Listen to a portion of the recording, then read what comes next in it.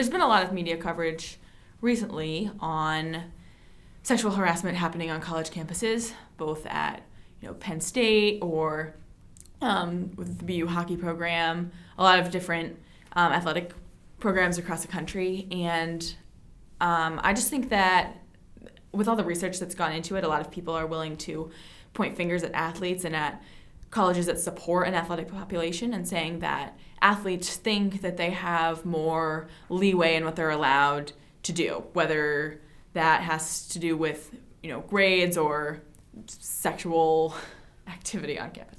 So I know that at BU there was a task force about 2 years ago that discovered that there was just a culture in the athletics department that was not necessarily promoting sexual harassment, but was allowing it to slip through the cracks. And that may or may not be true, but I have never found in my experience with any of the athletes at BU, I've never been uncomfortable around any of them at all. I was an athlete my freshman year here. I was on the rowing team, and so I knew some of the other athletes, whether it was in the weight room or just around campus. I never felt uncomfortable with any of them. I've worked with athletes here just as a student in classes, and I've never felt uncomfortable with any of them. The school ruled against the perpetrator only once. So out of whatever the number was, 50 or more, one guy got in trouble. He got suspended, and it was because it was his second offense. He wasn't expelled, he was suspended. He was allowed to come back, and it was his second offense that they knew about. What's the message? Rape is fine with Harvard, perfectly fine. You're not going to get in trouble. Why, if you wanted to rape someone and you went to Harvard, why wouldn't you? You don't get in trouble. Nothing happens. If that's what you're inclined to do, and you're at a school that never expels anybody, why wouldn't you rape?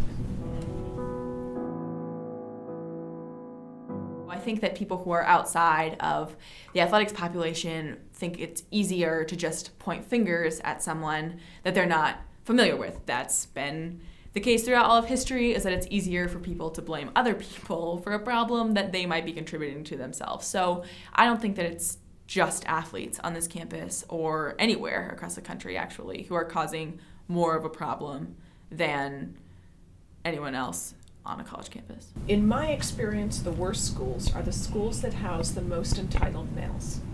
So it's the Ivies, the elite schools, the D1s that have the elite athletic programs, the schools where the guys are worth the most. Why are they the worst, even though you'd think they were the best because you're paying the most to send your daughter there? It's because the money attached to the meaning of keeping the guy there is huge. It's a legacy guy. It's a guy who's going to go on to a professional sports career.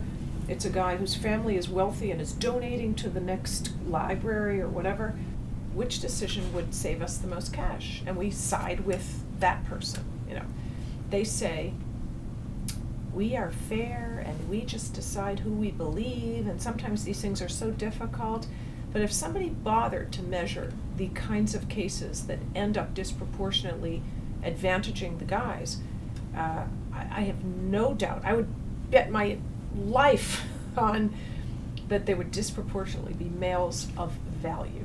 When a individual, typically a young lady, reports a rape incident, we sit her down and try to gather as many facts as possible, and depending upon her age, we would have to get the parents involved. Now, if they are an adult, they could speak freely and describe everything that took place. If they're a juvenile, that's under 17 or under 18 years old, you need a parent to be present before we question the juvenile of what happened.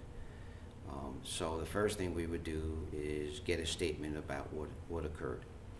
Secondly, if it occurred within the last day, two, possibly stretching it to the third day, we would take her over to the emergency room, get a technician, a nurse, or a doctor to perform a rape kit on her. What the rape kit consists of is swabs. They're basically swabs. the doctor or nurse would do an examination to see if there was any bruising, and then she would take samples using those swabs. They would be sealed in a kit, and we would take it back to our headquarters and place it in evidence. As far as the kit goes, we would eventually turn it over to the state police lab, who would examine it for DNA residue and try to make an identification just from the DNA on who the individual was that raped this person. So we would take the individual back to the hospital, and an officer would be with them the entire time. That identifies and the beginning stage and throughout the whole process the ability for the officer to testify in court that he was the individual that maintained the evidence that was collected in the rape kit. These rape kits are stacked up and we need to test them, and it's really important to test them. The truth is, the reason they're stacked up is because they contain irrelevant information. And testing all of them is mostly going to hurt victims by revealing that they had sex with somebody else. 85% of those cases are cases where the woman knew who the attacker was, told the cops who the attacker was, the attacker admitted that it happened, and the only defense was she consented. Those rape kits should not be tested, they should be destroyed. One of the major issues with reporting sexual assault is that it's a very touchy subject. So if I personally were to be sexually assaulted, I'm pretty sure I wouldn't want to talk to anybody about it at all, besides maybe my mom. So some random man at a police station who happens to be a police officer, but still I don't know him, would not be on my list of people I'd want to tell. The police department would then turn that evidence over for examination at the state police lab, and from there the state police lab would do a DNA test and try to make a determination of who that DNA belongs to. To protect the victim from a wrongful intrusion into her privacy. We should not be stacking up anything, much less testing kits that will do nothing but harm the victim's constitutionally protected right to privacy in her consensual sexual activity. And if we're going to spend any money on rape kits at all, it should be spent on only the cases where we don't know who the perpetrator is. I would spend my own money testing those kits. Those kits should be tested. Or kits where we know who the perpetrator is, but he's saying it didn't happen. Fine, let's test those too. But what we really need to be doing is thinking very carefully about whether a rape kit should be done right from the outset. So a victim reports a case, we have to figure out what to do. We have her word, which is all we need, but should we do a rape kit? Will that help? Will that corroborate? Let's think about it. If the answer is maybe, okay, so you take her to the hospital, you can take the evidence, do the swabbing, take the kit, and then don't touch it. Don't test it, don't open it, don't ask questions about it unless and until you go in front of a judge and the judge says, let's have a hearing. I want to hear from both sides and I want to hear from the victim because it's her body parts we're testing. What are the arguments in favor of and against testing? And if we're going to test, for what question? The concept of consent is really very simple, but you wouldn't know it if you watched legal proceedings in this country because it's made to feel vague and complicated. And people like me think that that's intentional. It's meant to thwart justice, not facilitate fair justice. That's one side of what happens. The next side of what happens is the investigation side.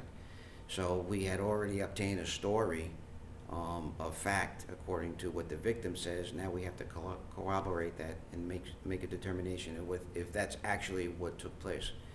And we would do it independently. If she was at a party, or if it was a date rape type of thing, or if it was somebody that she knew and she tried to say no to, or she was in the park and something took place, we would try to get independent individuals to make a determination whether or not that actually took place by their eyewitness accounts.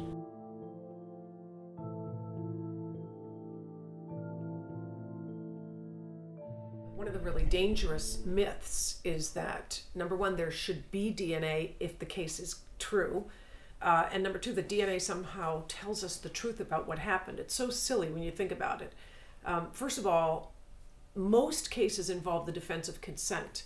So nobody cares what the DNA looks like or whose it is, and there's an agreement that the act occurred. So you don't need DNA to prove anything that's in dispute. The presence or absence of DNA doesn't tell you whether a victim consented. And the expectation that there should be DNA can sometimes create this false argument about, okay, well, maybe he's saying it occurred, but it was consensual, but the missing DNA, boy, doesn't that undermine her credibility? Even though he's agreed that it happened, you sometimes see these constructed false arguments about how it mustn't be a completely credible claim. We just don't take the individual, quote unquote, the victim's story and just say, okay, it happened, therefore this person is guilty, even if they know who it is. There have been instances where it was consensual, but it turns out that for whatever reason, the victim doesn't want it to be consensual and is either trying to get back at the person or doesn't want to admit to their parents perhaps that she had consensual sex, and it says that, well, she was raped.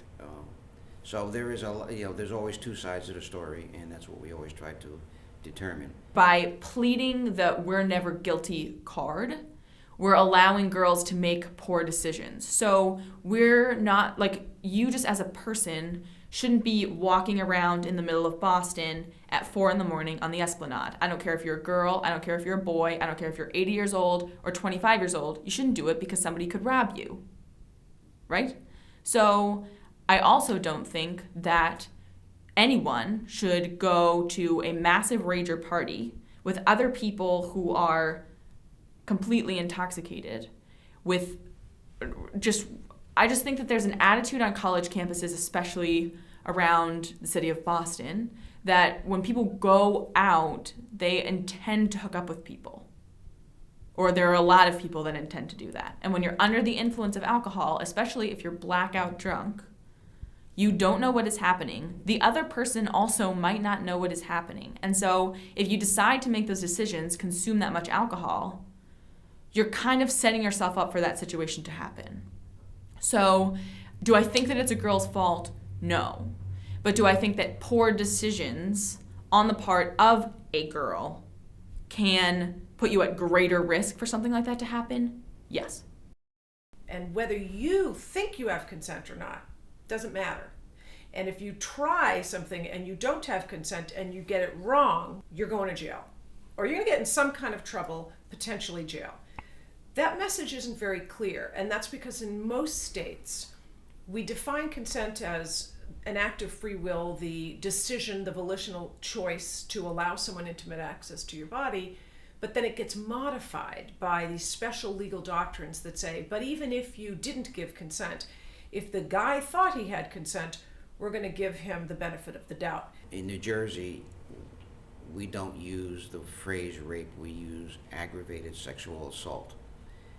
An example could be, or is, when a teacher who is in a position of authority, or it could be a social worker, it could be a police officer, it could be anybody that has responsibility over the individual that's a juvenile, that person is considered a person of authority. If the person is 13 years old or younger and is found to have sexual intercourse, whether it wasn't forced, the 13-year-old in the state of New Jersey is thought not to have the ability to say it's consensual, so therefore it is aggravated. Plus the fact that the individual was a person of authority, that adds to the aggravation, and that those circumstances, when presented in court, could lead to a higher jail term. Right now, at a second-degree crime, it's a 5 to 10 year jail term if found guilty and a $150,000 fine. However, the aggravating circumstances could increase that jail term. So my proposal that I teach is have a hearing, and if, for example, the test that needs to be done is, let's see whether this suspect's DNA is there, then the judge writes an order. I hereby order that tests take place for the sole purpose of excluding or including this defendant. We recently had a case in the last 6 months that an individual reported being raped. She reported the rape about 3 to 4 days after it occurred. That automatically adds to a little bit of difficulty of getting physical evidence, but we did take her to the ER to be examined, and a rape kit was completed on her. I had another officer actually witness that and secure the evidence. However, during that time process, the doctor was not able to see bruising and not able to see evidence of forced rape. That doesn't mean that it didn't occur. That just means that we have to continue doing our homework, and that's through investigation. But that all the evidence, the swabs were taken, it was secured in our evidence locker. It was then transported over to the New Jersey State Police lab, and we haven't gotten that back yet as far as DNA analysis. So that incident took place, and we did the investigation based upon what she told us, and in turn we got a search warrant it was in the person's condominium. We got a search warrant to go into the house, and because this individual, the actor, the defendant that was named, is a Blood, which is a gang member, we went in with the Morris County SWAT team and secured the building first, and then went to the room and collected evidence. Long and the short of it is, it turns out that she was not raped, and that she stated that the boy that she was seeing had a child with another woman, and she, the victim, wanted the boy not to see the baby. She felt that if she created this charge and he was found guilty, the court would automatically ensure that this person, the actor, would not be able to see the baby. Therefore, her goal was met. It turns out that we ended up charging her with falsifying a police report.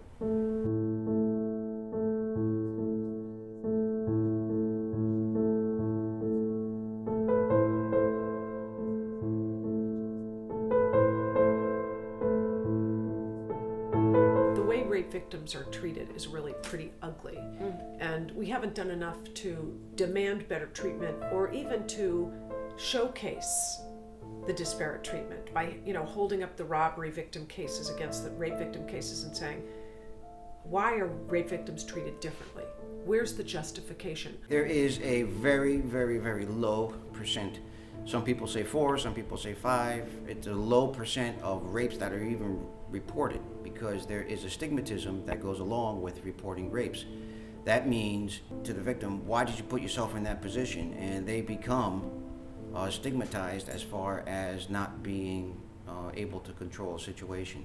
We also need more student activism, and students on campus need to be more assistance in not only mobilizing, but in getting the tools they need to monitor what's going on campus, to be free to work together and not fear retaliation from the schools when they do speak out. I mean, schools are supposed to be these places where free speech and protest are celebrated. Student activism is, you want those.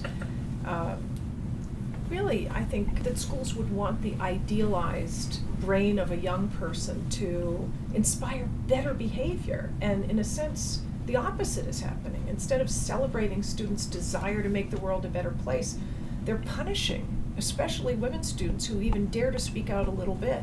Because college campuses